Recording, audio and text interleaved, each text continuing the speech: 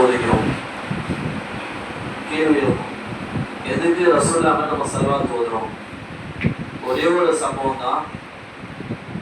ரசூலுல்லாஹ் அவங்க மகள் வீட்டுக்கு போறாங்க, ஃபாத்திமா அம்மா வீட்டுக்கு போறாங்க. ஃபாத்திமா அம்மா வீட்டுக்கு போனோன்னே 2 பேரை பிள்ளை, ஹசன் ஹுசைன் அலியதான் 2 பேர் தெரியும்.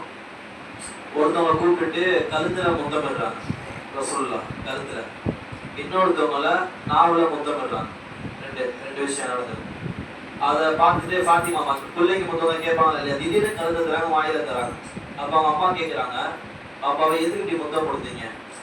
அப்ப கேட்கும் பொழுது ரசூலுல்லாஹ் என்ன சொன்னாங்கன்னா, ஒரு பிள்ளை கழுத்துல வெட்டப்பட்டு ஷஹீதாவாங்க போர்ல, கர்பலா போர் கேள்விப்பட்டிருக்கீங்க, ஆஷுரா நம்ம கொண்டாடுறோமா இல்லையா, அவங்களுக்கு தான் பொண்ணு கழுத்துல வெட்டப்பட்டு ஷஹீதாவாங்க. 2வது குழந்தை எப்படி மௌத்தாவாங்க ஷஹீதாவாங்கன்னா, நஞ்சு வச்சு விஷம் சாப்பிட்டு என்ன பண்ணுவாங்க, வஃபாத்தாவும் சொல்லி போனா தாய்க்கு ஒரே அழுவர், ஒன்றும் வளரவே இல்லை, பிள்ளைங்க இன்னும் சின்ன பிள்ளைங்க தான். அதுக்கு முன்னாடியே மௌத்தாபுன்னு சொன்னா தாய்க்கு வலிக்குமா இல்லையா, செம்மையா அழுகுறாங்க, ரொம்ப தேம்பி அழுகுறாங்க. அப்ப தேம்பி அழுகும் பொழுது ஃபாத்திமா அம்மா சொல்றாங்க ரசூலுல்லாஹ் கிட்ட, எல்லா நபிக்கும் ஒரு துவா இருக்கும், அற்பமான துவா, உடனே அல்லாஹ் கபூலாக்கிடுவான். அந்த துவா ஃபாத்திமாவை கேட்க சொல்றாங்க, யாருக்கு? பிள்ளைகளுக்காக. அப்ப ரசூலுல்லாஹ் கேட்க மாட்டேன்ட்டாங்க. ஃபாத்திமா அம்மா ரொம்ப உசுறு, ஈரக்குள்ள துண்டுன்னு சொல்லுவாங்க ரசூலுல்லாஹ். அப்படி இருந்து ரசூலுல்லாஹ் துவா கேட்கல.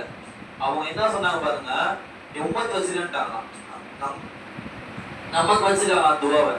அப்ப இது ஒரு காரணம், ரசூலுல்லாஹ் ஸல்லல்லாஹு அலைஹி வஸல்லம் ஓதக்கூடாது. அந்த துவா நம்ம ஒண்ணும் கேட்கல, மறுமையில கேட்பாங்க.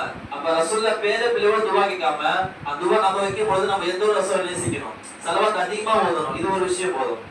அடுத்து மான் எப்படி ரசூலை நேசிப்பாங்க, சம்பவம் கேள்விப்பட்டிருப்பீங்க சில பேர். மான் சம்பவம், மானுக்கு மொத்தம் மூணு குட்டி இருக்குது. அந்த தாய் என்ன பண்ணுதுன்னா, வேட்டைக்கு போகுது, பிள்ளைக்கு சாப்பாடு தரணுமா இல்லையா, வேட்டைக்கு போகுது. போகும்பொழுது ஒரு வேலை என்ன பண்ணிட்டா, மானை பிடிச்சிட்டா. மான் பேசுது.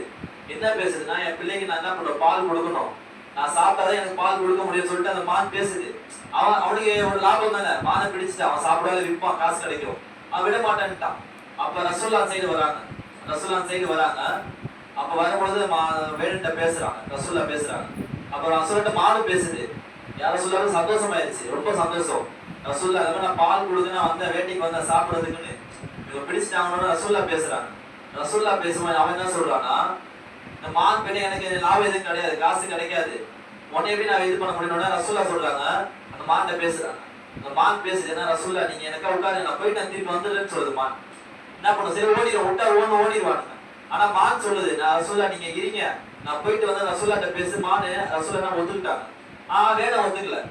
அதுக்கு நான் என்ன ஒண்ணு வச்சு என்ன பண்ண முடியும், ரசூலுல்லாஹ் தெரியாது அவனுக்கு, ரசூலுல்லாஹ் அவனுக்கு தெரியாது, யாருமே தெரியல. அவன் சொல்றான், மான் பேச்சு உடனே என்ன பண்ண முடியும், மாறிட்டு என்ன பண்ண முடியும் அவன் கேட்கிறான். அப்ப என்ன பண்ணாங்க, ரசூலுல்லாஹ் பேசுறாங்க. அந்த ஈமான் பேச்சு அவன் என்ன நம்பிட்டான், மானை விடுவிச்சுட்டான். ரசூலுல்லாஹ் மலையை போட்டு உட்கார வச்சுட்டான் ஓரமா. அந்த மான் போயிடுச்சு. போயிட்டு பால் கொடுத்த பிறகு அந்த குட்டிங்க பேசுதுங்களா, எங்க போனீங்களா, நான் கைமாச்சு கேக்குது மான் குட்டிங்க.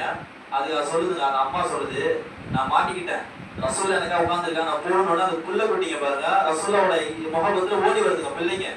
அவன் பிடிச்சிருவான், லாபம் 3 எக்ஸ்ட்ரா குட்டியா வந்துருது, 4 ஆயிடுச்சு. அப்ப அவனுக்கு என்ன பண்ணணும், அப்ப லாபம் தானே. அந்த மாதிரி அப்படி பைப் இல்ல, அந்த தாய் என்ன பண்ணு ஓடி வருது, 4 ஓடி வந்துட்டு நின்று சொன்ன என்ன பண்ண, வேணா பார்த்து ஒரு ஆச்சரியப்பட்டுட்டான். விட்டா ஓடி இருக்கலாம், தப்பிக்கல. அது உள்ள குட்டியை கொண்டு வருது கூட. அப்ப ரசூலுல்லாஹ் மேல ஆசிரியர் எவ்வளவு இதா ஓடி வந்திருக்கோம் மானுக்கு.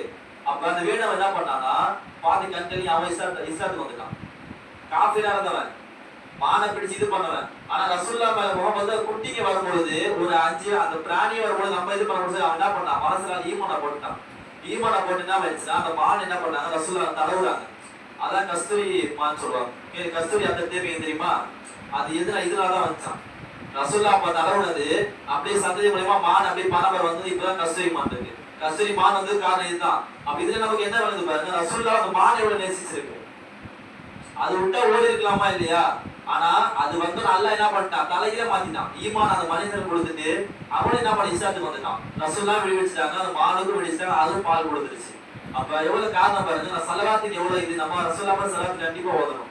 நம்ம ரசூலுல்லாஹ்க்கு என்ன அன்பளிப்பு கொடுக்க முடியும், நம்ம வேற ஒருத்தருக்கான என்ன பண்ண கிஃப்ட் கொடுப்போம், ஒரு பர்த்டேவா இருக்கட்டும் இதுவா இருக்கட்டும். ஆனா ரசூலுல்லாஹ் கொடுத்த ஒரே ஒரு கிஃப்ட் என்னன்னா ஸலவாத் தான்.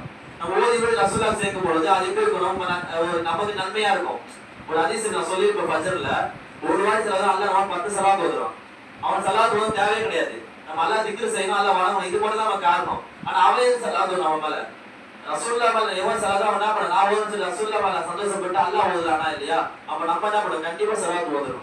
நம்ம சலாத்துனா பாத்தீங்கன்னா எவ்வளவு அல்லாஹ் சொல்றான், 10 அந்தஸ்து அதிகப்படுத்துறான், 10 பாவமணிகள் மன்னிக்கிறான், 10 சலாத்து ஓதுறான். 3 விஷயம் நமக்கு நடக்குது. எது மேல? ஒரு சலவாத்துனால, ரசூல்லானால. அதனால கலிமா கூட பாருங்க, ரசூல்லா பேர் கூட இருக்கும், லா இலாஹ இல்லல்லாஹ் ரசூல்லா இருக்கும். அல்லாஹ் பிரிக்கவே மாட்டான், அல்லாஹ் பிரிக்கல. அப்ப அல்லாஹ்வை நேசிக்கும் போது ரசூல்லாவை நம்ம அதிகமா நேசிக்கணும். அல்லாஹ்வோட அரிசின்னு சொல்லுவாங்க, வானத்துல இருக்கும். அதுல என்ன இருக்குன்னா ரசூல்லா பேர் கூட சேர்த்து லா இலாஹ இல்லல்லாஹ் அப்படின்னு சேர்த்துதான் இருக்கும். அப்ப பாருங்க எந்த அளவுக்கு ரசூல்லாவுடைய சம்பவம் எப்படி இருக்கு பாருங்க. நம்ம மான் எப்படி வச்சா அதை நம்ம நேசிக்கணும். நம்ம நேசிக்கும் போது என்ன பண்ணுவோம்? அல்லாஹ் நமக்கு சலாத்து ஓதி கொடுத்துடலாம், பாவத்தை மனுஷன் அந்தஸ்து கொடுத்துடலாம், உங்க குடும்பத்துக்கு பொருளாதார ஒரு கஷ்டமும் வந்துடாது. அந்த சலாத்து மகிமை இருக்கு, பல சலாத்து இருக்கு. நான் ஒரு சலாத்து சும்மா எப்பயும் பயணம் சலாத்து ஓதுவேன். எதனாலனா அது ஒரு ரஹமத்து. துவா பாருங்க, சலாத்து ஓது துவா ஆரம்பிப்போம், ஆமாவா இல்லையா? முடிக்கும் சலாத்து ஓடும், இல்ல துவா மேல போகாது, நடுவில் நிற்கும். இப்போ ஒரு லெட்டர்ல நம்ம டூ ஃப்ரம் போட்டா மட்டும் தான் என்ன பண்ணுவோம், அந்த லெட்டரே போவோம், இல்லைன்னா போகுமா அப்படின்னு நீங்க எந்த அரசுன்னு தெரியாது. அதே போலதான் இப்ப சலாத்து ஓதுனா தான் டூ, அது ஃப்ரம், அடுத்து முடியுமா அது சலாத்து ஃப்ரம். அப்ப ரெண்டுமே இருக்கும் பொழுதுதான் நம்ம என்ன துவா ஓதுறோமோ அது சலாத்து அல்லாஹ் போய் சேர்க்கும். காரணம் இதுதான்.